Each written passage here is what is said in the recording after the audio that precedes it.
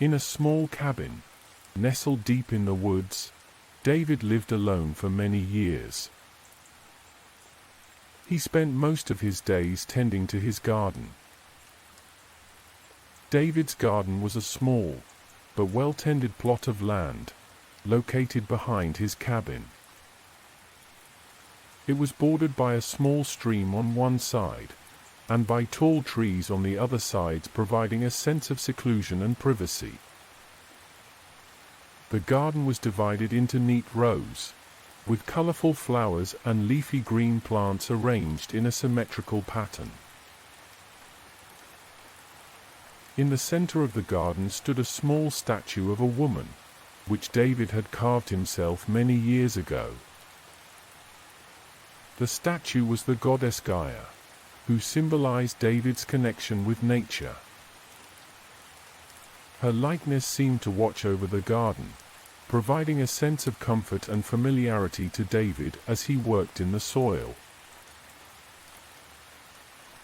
Along the edges of the garden, there were several fruit trees that David had planted over the years.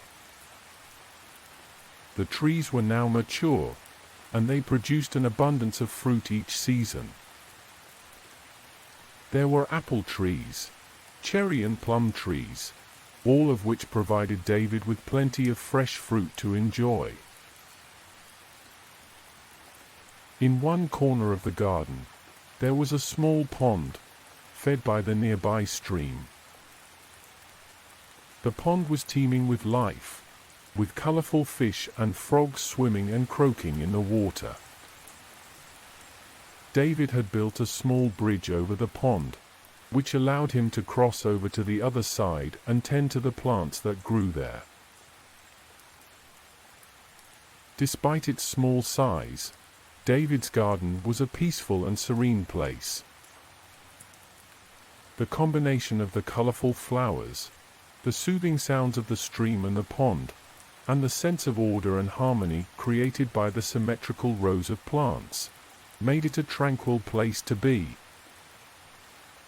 It was a testament to David's hard work and dedication to creating a space that was both beautiful and functional, and it was a source of joy and comfort to him on many rainy days. On rainy days, David would let the rain take care of the garden, and he would sit by the fire, read a book and reminisce about his life. On one such rainy day, David sat by the fire, watching the raindrops slide down the window pane. He watched as the drops trickled down the glass panes of the window. The drops were small and glistened in the light, as if each one held a miniature world within it.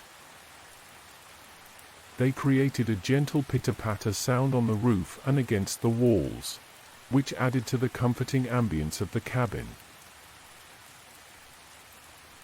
David was fascinated by the raindrops, and he watched as they formed patterns on the glass, some running together to create bigger drops, while others followed their own unique path. He noticed how the drops moved faster or slower depending on their size and the angle of the window pane. He also observed how some drops would merge with others to form a larger stream, only to split apart once again as they slid down the glass. The raindrops on the window pane seemed to create a calming rhythm that echoed throughout the cabin, lulling David into a state of relaxation. The sound of the rain, combined with the warm glow of the fire and the cozy atmosphere of the cabin, made him feel safe and content. He sat in comfortable silence, enjoying the peacefulness of the moment, as the rain continued to fall outside.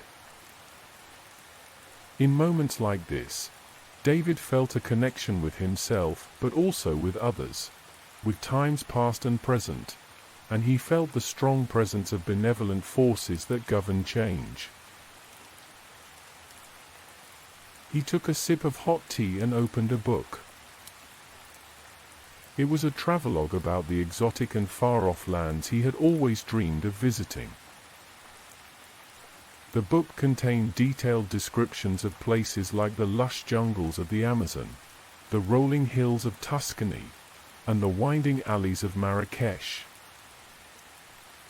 It spoke of the bustling markets of Istanbul, the serene beaches of Bali, and the majestic temples of Angkor Wat. As David read, he was transported to these far-off lands in his mind's eye, imagining the sights and sounds that he had never experienced firsthand. The vivid descriptions of the book made him feel as if he was there himself, exploring these wondrous places and discovering the unique cultures and customs of the people who lived there. The travelogue also included stunning photographs of the places it described, which David would pause and admire as he read. He marveled at the vibrant colors of the markets, the natural beauty of the landscapes, and the intricate details of the ancient temples. For David, reading the travelogue was a way to explore the world from the comfort of his armchair. It fueled his imagination and provided him with a sense of adventure and wonder.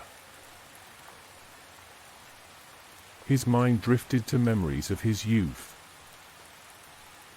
He remembered his early years as a young man, when he had volunteered at a local green movement association and spent his days roaming around planting trees.